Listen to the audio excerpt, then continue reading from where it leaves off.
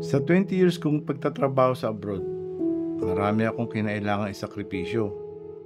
Birthday ng anak ko, graduation, at ang kasal niya. At pag-uwi ko ng Pilipinas, nalaman kong may sarili na siyang pamilya. Mabuti sana kung may naipon ako sa 20 years na yun. Para lang makabawi at masabing may dahilan ang lahat. Huli na ba para makabawi? Para sa ilang taon akong nawala. Pero kung may kahit maliit na pagkakataon, para simulan kong ayusin ang lahat, gagawin ko.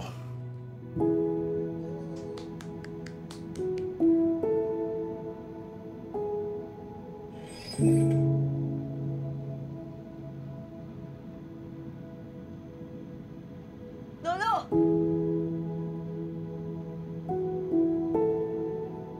Tay!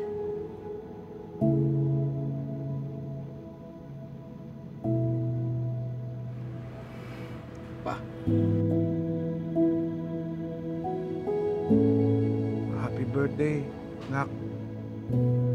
Alam kong huli na ako ng ilang taon at hindi ko maibabalik ang mga sandaling nawala sa aming dalawa.